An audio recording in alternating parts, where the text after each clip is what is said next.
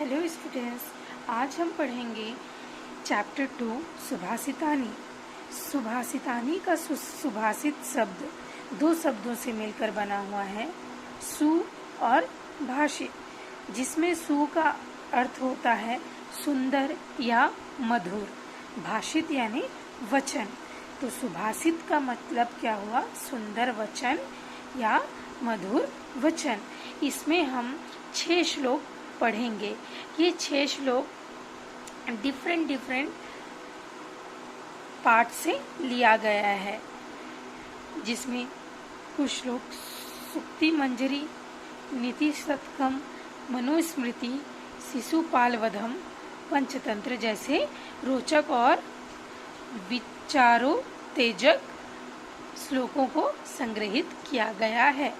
तो अब आते हैं हम इसके फर्स्ट श्लोक में। क्या लिखा है? गुणा गुणगेष्यु गुणा भवन्ति, ते निर्गुणं प्राप्य भवन्ति दोषाः, सुस्वादुतोयाः प्रभवन्ति नद्यः, समुद्रमासाद्य भवन्त्य पेयाः। इसका अर्थ है कि कोई भी गुण गुणवान व्यक्ति द्वारा आचरण में लाने पर सुशोभित होता है, परंतु वही गुण जब निर्गुण को प्राप्त होता है तो वह दोष में परिवर्तित हो जाता है। जैसा कि नदियों का जल स्वादिष्ट और मीठा होता है, परंतु वही जल जब समुद्र में मिल जाने पर पीने योग्य नहीं होता है।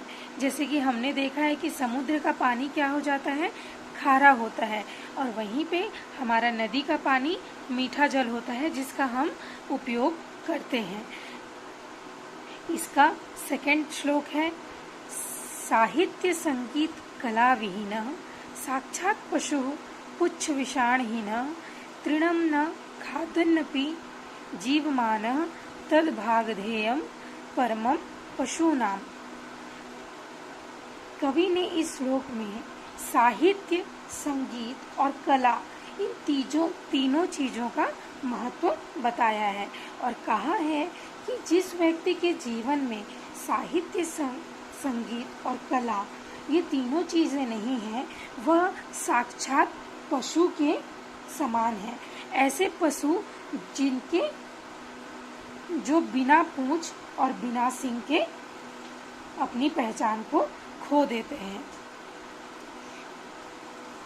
ऐसा मनुष्य जिसे साहित्य, कला और संगीत की बिल्कुल भी जानकारी नहीं होती है, ऐसा मनुष्य जो बिना घास फूस के भी जीवित रह जाता है, ऐसा भाग्य सिर्फ और सिर्फ पशु के भाग्य में ही होता है। तो इस पूरे श्लोक में कवि ने ये कहा है कि हमें संगीत, कला और साहित्य में रुचि लेना चाहिए और इसका ज्ञान होना बहुत ही आवश्यक है। या अब आते हैं हम तीसरे श्लोक में।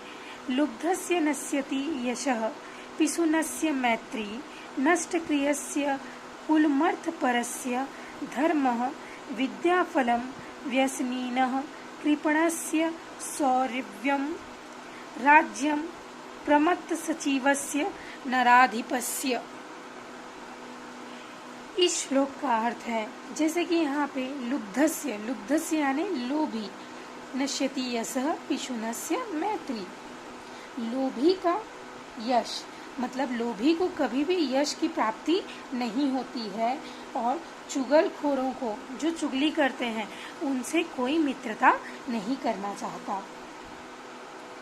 तो ये लिखा गया है कि लोभी का यश, चुगलखोर की मित्रता, जिसकी क्रिया नष्ट हो गई हो, मीन्स जो निकम्मा हो, उसका कुल अर्थपरक का धर्म, बुरी आदत वाले की विद्या, कंजूस का सुख, तथा जिसके मंत्री प्रमत्त अर्थात प्रमाद से पूर्ण है, ऐसे राजा का राज्य नष्ट हो ही जाता है। अब आते हैं हम इसके चौथे श्लोक। पित्वा रसम तु कटुकम मधुरम समानम माधुर्यमेव जनयेन मधुमक्षिकासौ संतस्तथैव समसज्जन दुर्जनानां श्रुत्वा वचः मधुर सुक्तरसम सृजन्ति। इस श्लोक का अर्थ है कि वह मधुमक्खी कड़वे अथवा मधुर रस को समान रूप से पीकर मधुर रस ही उत्पन्न करती है। देखो, हम जानते हैं कि मधुमक्खी क्या है, किसी भी फूल में जाकर रस को ग्रहण करती है। वह रस या तो कड़वा हो सकता है या मीठा, पर वो कड़वा भी पीकर क्या करता है, मीठा रस ही उत्पन्न करता है।